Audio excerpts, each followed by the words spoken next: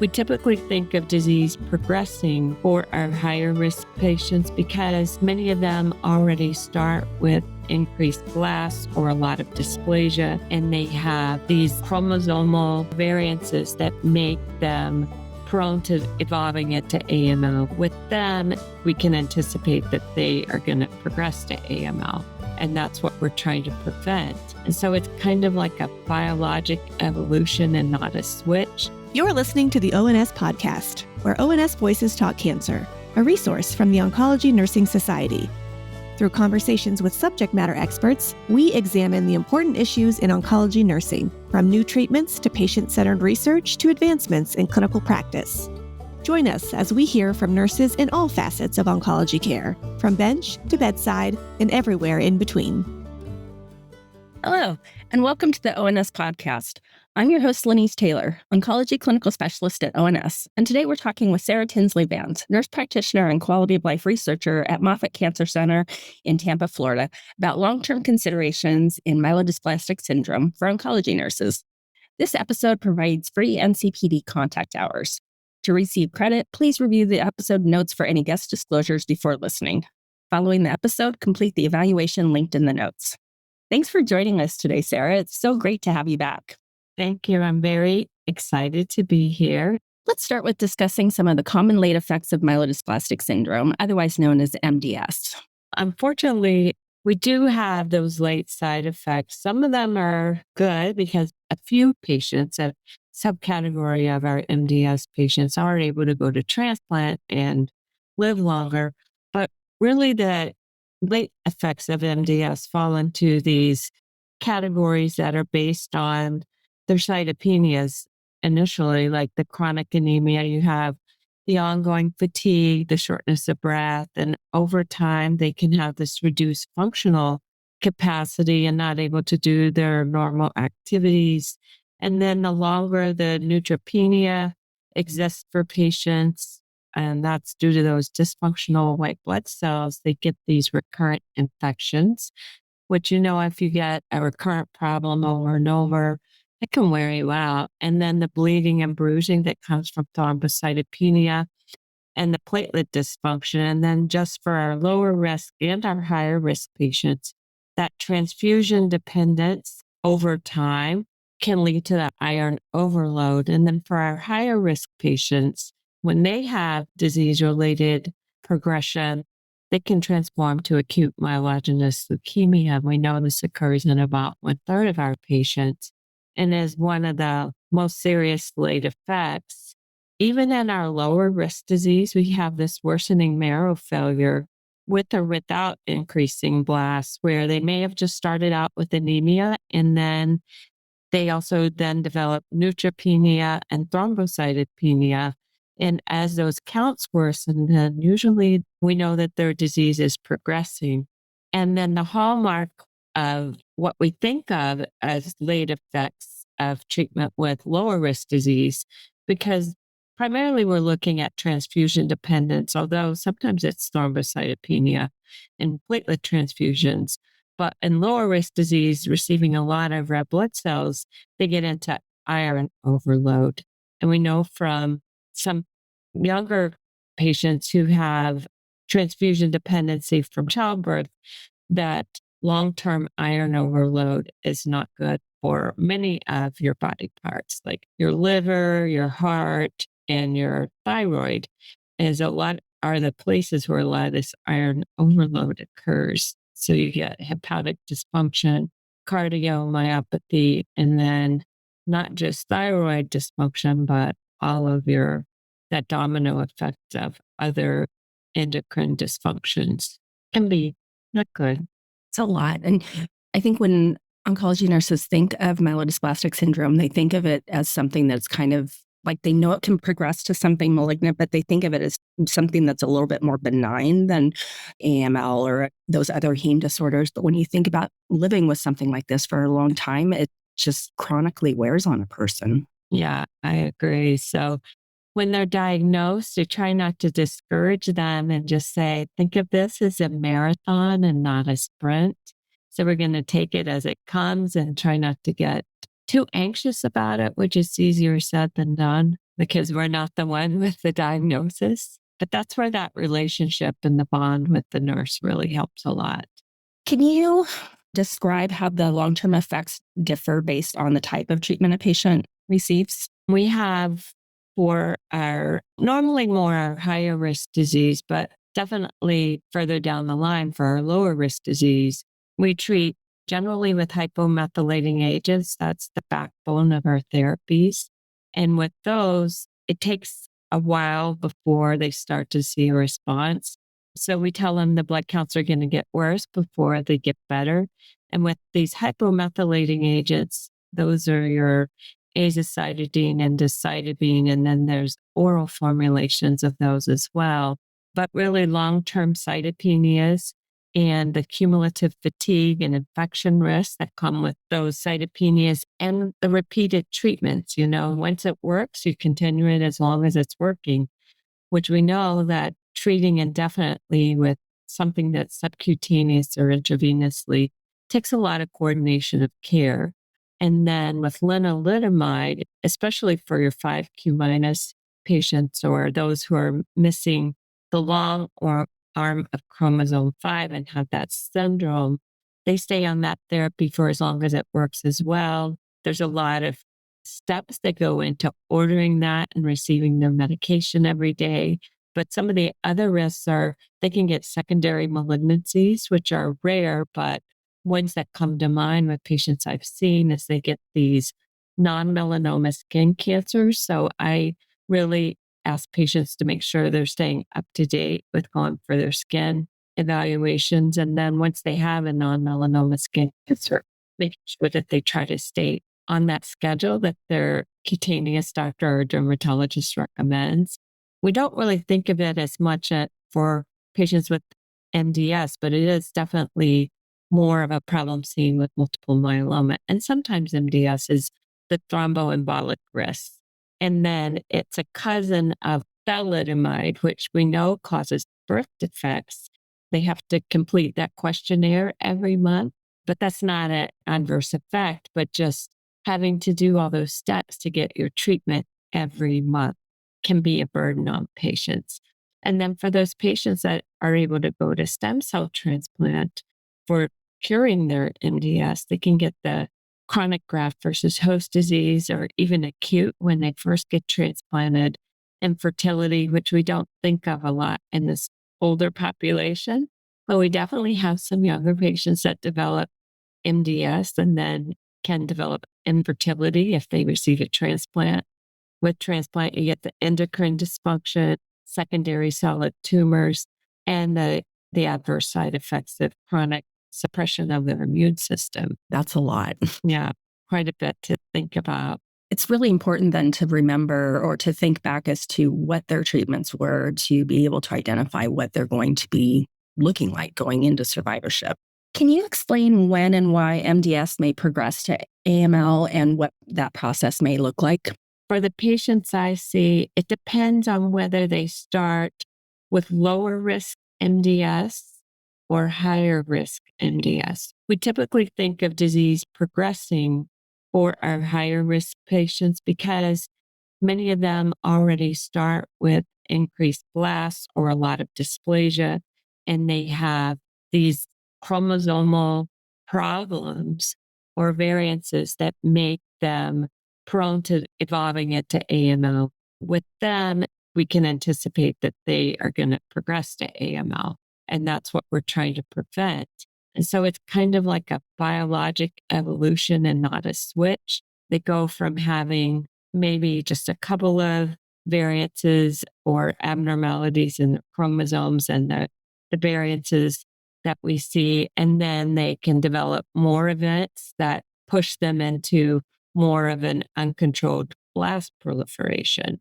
I think of higher risk MDS as like they're almost at having AML anyway because they have a limited life expectancy just based on having higher risk disease. And that all you have to do is give them a little nudge and they're going to be there unless we do something to help them not progress.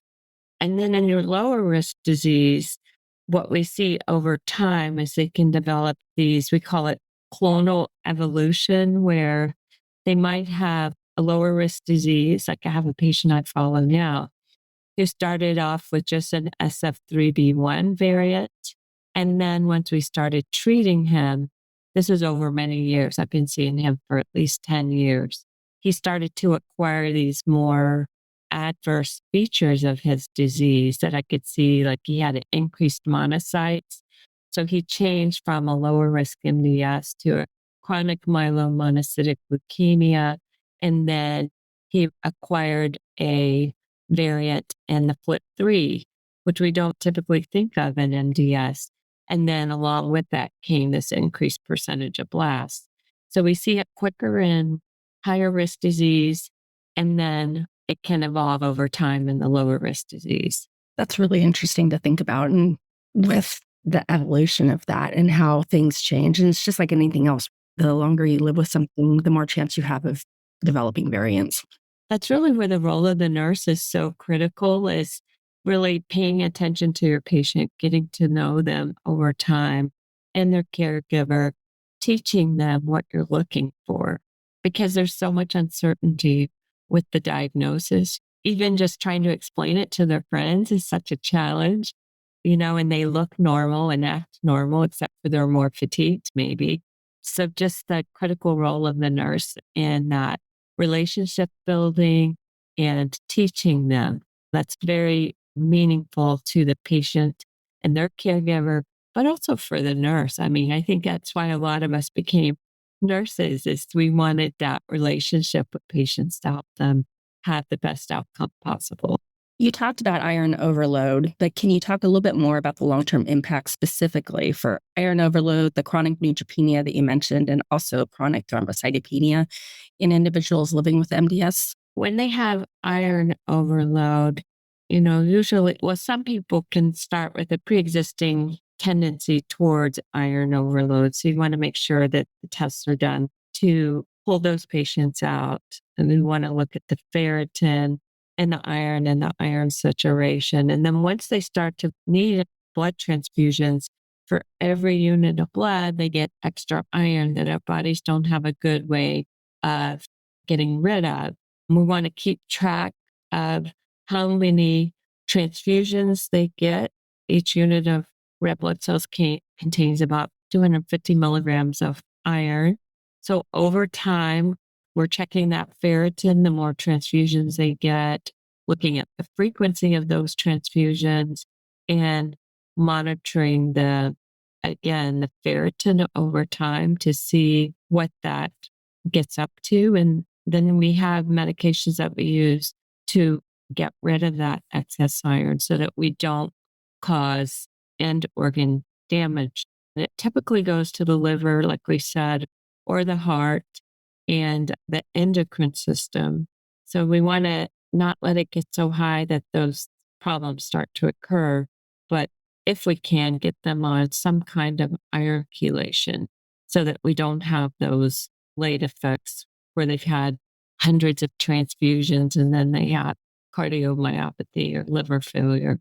So just paying attention to the number of units over time is really important, and monitoring that ferritin level. What about with chronic neutropenia? So you mentioned increased risk for ongoing infections, repeat infections, that sort of things, or something else that we should be looking for in relation to that? When patients are neutropenic, one of the things you want to pay attention to is how severe the neutropenia is. So we say a person is neutropenic when their neutrophils are less than 1,000. And we teach patients how to look for that neutropenia on their CBC with differential. Again, the differential is important. But then when they're less than 1,000, then they're at increased risk for infection. And really, when they have severe neutropenia, it's when those neutrophils are less than 500. And when they're severely neutropenic for a long time, at first they're more at increased risk for bacterial infections, like of the skin, the urinary tract, or the respiratory tract. Over time, though, the longer they're neutropenic, then they really get at increased risk for those weird infections like molds and fungus. And then you're looking for different types of infections. And then, of course, nurses do a great job of teaching patients about febrile neutropenia, the education about when your neutrophils are at this level. We really want you to, sometimes we put them on prophylactic antibiotics, but even with that, they can have an increased fever greater than 100.4 that lasts for more than an hour, that we want them to seek medical attention right away for, or 101 on one occasion. I even tell patients if you just feel really poorly, sometimes that's the first sign that you're getting ready to have a fever. So call us early so we can start, bring you in and take a look at you and see if you're going to run a fever, especially for people that live far away. We got to get kind of anticipate what might be going on and what they need to be looking for. What are the most important elements of ongoing monitoring for patients with MDS, and how can nurses identify signs of disease progression or of complications?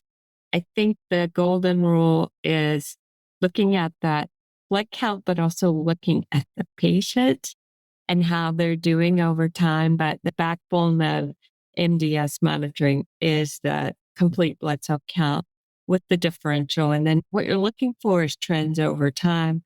Like we were discussing, how many units of blood they're receiving and at what threshold you're going to transfuse them at, and then how many units of blood they're getting at a time, and whether they're having any problems with their transfusion. One thing we try to do is put in our notes whether they require pre-meds. Do they need Tylenol? Do they need acetaminophen? Do they need diphenhydramine? And for some patients, they need some hydrocortisone with their transfusions.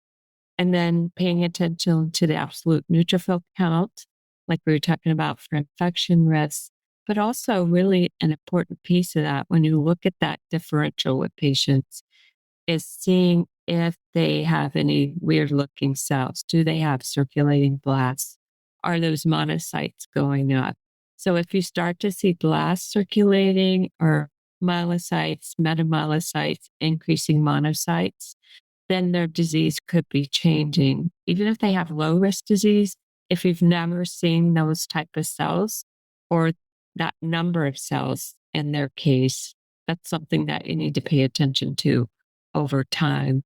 And then for low platelets, what their normal reference is for that patient. So I have some patients that have had a platelet count of 30,000, which is pretty low, but if it's been stable at 30,000 for 2 years, then I don't get that concerned. But if I have somebody who was 160,000 and then they drop to 30,000, then that could be a sign that their disease is progressing. We want to look at whether there's a new medication that's been added to their list, which could definitely explain some of the changes in blood counts, or a bleeding event. Like, are they having, the whole story? What else is going on with the patient? Because even patients who have just a big drop in their hemoglobin, maybe they are bleeding, then you're using more platelets than you normally would. And with MDS, they can't replace those. So taking the whole story and kind of fitting it into what's going on with those blood counts. And depending on what treatment they're on, some of those are anticipated. Like we expect that it's going to get lower when they're on azacitidine, especially the first couple of cycles. And then it's supposed to come back up about the time they're due for treatment. But depending on how that is in comparison to their treatment and what their norms are, would be ways that we monitor for disease progression. Also, something we don't think about a lot is what's happening with that spleen. And I know we don't always do physical exam these days because of time limitations, but that can really cue you into a patient who's developing fibrosis or scarring in the marrow, because that spleen can get enlarged when it's trying to help make those red blood cells and platelets. What I heard was the most important is not paying attention necessarily to the number that you see in front of you, but the number that you see as compared to previous lab tests and how that looks along with the patient, what's going on with them. It really helps that when you have an engineer patient and he's graphed his results over time, who comes in and says, look, it might not have dropped quickly, but my trend line is definitely lower than it used to be. And something we don't really think about in MDS is those patient reported outcomes. Like the QALMS is a quality of life tool that has evidence of validity, and it's a reliable tool in MDS. If we graph that, if we have patients complete that over time, we know that some of the patient reported outcome data correlates with worsening disease, which we really don't think about that very much in MDS. Fatigue worsening can be a sign of the disease is actually getting worse, even if you don't have a bone marrow biopsy to diagnose it, or a strong laboratory parameter, because what the patient feels precedes what we see in their data and in their bone marrow. I think you've covered most of this, but just to pull it together into a snapshot, how does long-term care differ for patients with low risk versus high risk MDS? Well, I think mainly for when you're following a patient with higher risk disease, usually you're starting therapy to decrease their chances of evolving into AML. Or sometimes, like we reviewed on a prior podcast, is like some places are taking them to transplant if their blasts are less than 10%, although that's really challenging the way we think of it. So, as they're getting their treatment, you're going to monitor them for response. And if you're treating them with a hypomethylating agent, you would want to see some signs of response after a couple of cycles, maybe 2 to 4 cycles, and then repeating that bone marrow biopsy and seeing what the blasts are doing and what those chromosomes and variances, how those have changed. Were you able to eliminate them? But also still paying attention to the patient, seeing how they're tolerating that therapy, bringing them in for frequent lab monitoring, especially for patients who start at lower thresholds. For your lower risk disease, I think we're mainly monitoring how they're feeling, and is there a therapy like for lower risk disease, 5q minus syndrome? They could be started on lenalidomide, and then they need to be monitored closely in the beginning, even though they're lower risk disease, because we know that that therapy can lower the blood counts. But for lower risk disease in general, we're paying more attention to their quality of life and how patients tolerating therapy, and trying to help them stay safe over the long haul, and starting them on iron chelation at the appropriate time if it matches that patient. And they can have access to those drugs. We think in the US, of course, everybody can get started on iron chelation, but certain socioeconomic classes, that can be a real challenge in getting iron chelation started. So it depends on what your goals are. So for lower risk disease, you're looking at quality of life, transfusing them, watching for iron overload. And for higher risk disease, if it's one of their goals to be cured and not to progress to AML, you want to get them to transplant if that's one of their goals. Then if they do evolve into AML, then trying to see what treatment matches best for them. Since I'm at an academic institution, we see which clinical trials fit their disease the best in their specific situation. And many of those are tailored to which variances they have. You know, we look at SF3B1 for some of our trials. Some of our trials are tailored to patients with TP53 mutations. So I see that evolving over time, you know, really tailoring which clinical trials fit that patient based on which variances they have or cytogenetic abnormalities. I like the plug for clinical trials there. They're so important, right? Like we wouldn't have these treatments if we didn't have clinical trials. We talked about looking at the picture of the patient over time and when they're coming in to see you and what they're reporting. And I think about this particularly in relation to patients who live in rural areas and who may be seeing their primary care provider in between coming into their oncologist's office just for supportive care and for labs. So what are some of the unique challenges that patients with MDS may face in rural areas? And what can we do to work with them if they live quite a distance away from your center or with their primary care providers?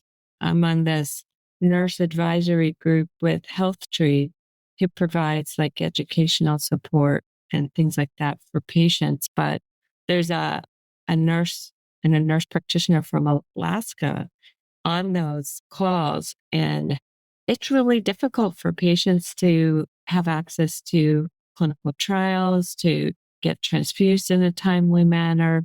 For sure, when we were talking about you want to start early in patients who have febrile neutropenia, that's really important when a patient is an hour, 2 hours away from a center where they can get started on antibiotics. So you have to think outside the box.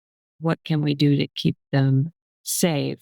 I think having a good contact at the academic centers for guidance on the latest and greatest and trying to get them access to care. I know this group in Alaska that's on our advisory meetings, they try to facilitate transportations to Seattle. That's the closest academic center to them, and collaborate with telemedicine appointments. So starting earlier, developing that strong relationship with patients, contacting them between visits. You might transfuse them at a higher threshold because if you know they're going to take a long time to be able to be transfused and then getting into a site for meeting their transfusion needs. So very, very challenging.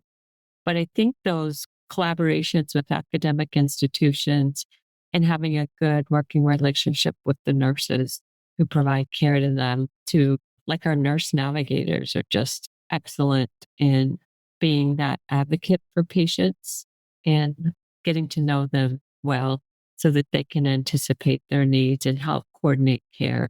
One of the other things, you talked about how patients have this, ongoing fatigue and other things that might impact them being as independent as they would like to. And so potentially that their caregivers may have more of a role in their daily life than they might have if they weren't ill. What kind of supportive care can we give caregivers for people who have MDS?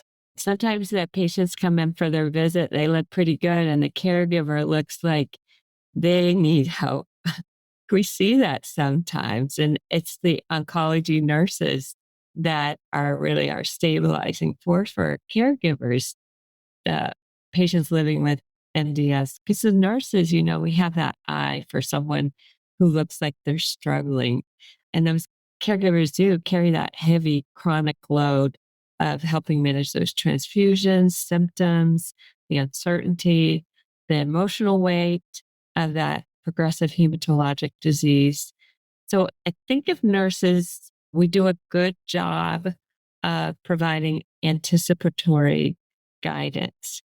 This is what we expect, like educating them and teaming up with them to help them take care of that patient, but also helping them connect with the resources that will help the caregivers. Sometimes it's a social worker. Sometimes it's helping them talk through, like, okay, who's your support network? Who else can give you a break? So even just educating the caregiver on what MDS is, how it behaves over time, normalizing that it's difficult to be a caregiver and putting them into places who have support for those caregivers. We have Blood Cancers United. It used to be the Leukemia and Lymphoma Society. There is HealthTree that had resources for caregivers. I know the patients talk about different forums for them, but there are also similar opportunities for caregivers to get involved in those support groups and like our community and institutional resources. So either a local or online MDS support group, our social workers are good resources, our chaplains, psychology, although they typically at our institution, those are really reserved for the patients. But if we can help find ways for other caregivers to get some counseling for them, and sometimes it's financial counseling for the whole family. I have a patient that he's living with his daughter, and they're just really struggling financially. We got a whole group of people to help them fill out applications, help identify those resources for them. But even just the process of feeling all the paperwork that goes along with some of the foundations, those caregivers could use some help doing that. And nurses don't have that kind of time. But if we can put them in touch with the people who can help them, I think we've done them a great service. And respite care programs, those are helpful. I actually just recently heard a term where they were talking about how we need to evolve from, especially in the world of oncology, that we need to evolve from patient-centered care to family-centered care. And what you just described sounds exactly like that. Some of them are like the Aplastic Anemia and MDS International Foundation. There's the NDS Foundation. There's Cancer Care has free counseling for caregivers. There's a Family Caregiver Alliance, the American Cancer Society, and there's something called Inspire, which is an MDS community. So things that are available that aren't well known, if we can make a list of those and get those to caregivers, I think that would be wonderful. So we talked a little bit about caregivers and psychosocial challenges. What are some of the psychosocial challenges for people with MDS? I think the biggest one I see is really a lot of unmet anxiety and depression counseling. A lot of times they're losing their place in their family because they're the ones that need all the help now. Yeah, the uncertainty that goes along with the diagnosis. There's communication skills counseling, and LNAC, End of Life Nursing Education Consortium, has a lot of training for communication skills, like how to really talk to patients. Not that we take the place of a caregiver for MDS patients and caregivers, not that we take the place of a psychologist, but just being able to talk to somebody can go a long ways. And if we can get training for that, then we can really help the patients more. We've talked a lot about quality of life. You have a specific interest in quality of life for all the right reasons. How can we as oncology nurses help patients with MDS balance that disease control with maintaining their quality of life over the long term? You mentioned patients over 10 years surviving with this disease. How do you balance that quality of life? I try to really get to know the patient, what makes them happy. Are they still able to do some of those things that provide enjoyment for them? So this balanced discussion between coordinating their care, their transfusions, what's coming down the pipeline for them, educating them, but then weaving that into the kind of interwoven to where you try to coordinate efforts. Like if a patient's going on a cruise, that matters a lot to them, maybe delaying their therapy by a week so that they can go on that cruise because they enjoy it, but then still planning their treatment for when they get back so that it becomes more, it's just part of what we do and we're still able to live our life. Or have patients that have went out of the country. As long as I document it well, I don't get in trouble with the blood bank, but saying I'm going to transfuse them at a higher threshold because I know that they're likely not going to be able to get a transfusion if they're in Europe for 2 weeks, but they normally get transfused every 2 weeks. So maybe transfuse them a unit more so that they can still do the things they like and still have enough energy to enjoy their trip. So really that discussion with your patient, getting to know your patient, but also staying up to date on what they need to know about their disease and setting goals about what we're trying to do with their disease to let them still live a life as enjoyable as possible. I really love that. How might a healthcare professional's own hidden or implicit biases impact the care of a person surviving with MDS? It's really hard because we're not aware of our biases a lot of times. So one time I talked about, I wish they would just take age out of the presentation when we talk about how old a person is and just talk about that person and their comorbidities and their level of function.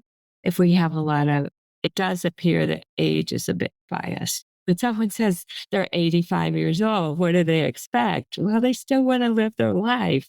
That's a bias that we see a lot. But if we really wanted to get away from judging people and treating them according to our bias, we have to really open up and look at ourselves and see, did I treat that person differently based on their age or their color or the way they talked? Did they sound Southern? So I treated them like they're not sophisticated. And so I talked down to them.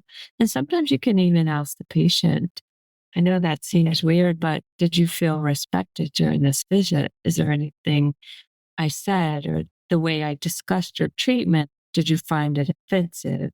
Things like that. And just taking inventory of your own self and taking responsibility for those interactions that may have been less than optimal.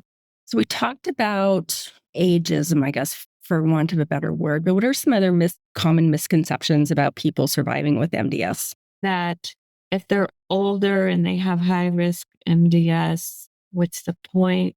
Or just assuming that they don't have a good quality of life, depending on what you're seeing in front of you. Like if you see a frail person that you think they have nothing to live for anymore, just not just judging them by the way they look or who they're with, but really taking the time to get to know the patient. And if you have the time, that's the key.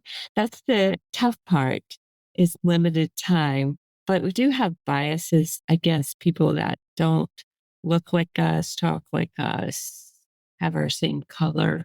We tend to box people together and think they're similar. That's where research is really helpful, using validated tools instead of treating them based on the way they look or the way they talk, but using tools that say this person risk is this based on their functional ability, their cognitive ability, things that you plug in that's less of how they look and how they behave, but more of what you would recommend if you have like an unbiased tool in front of you that can say, for this patient, this is what is normally recommended. And then see if the patient is in agreement with that shared decision making.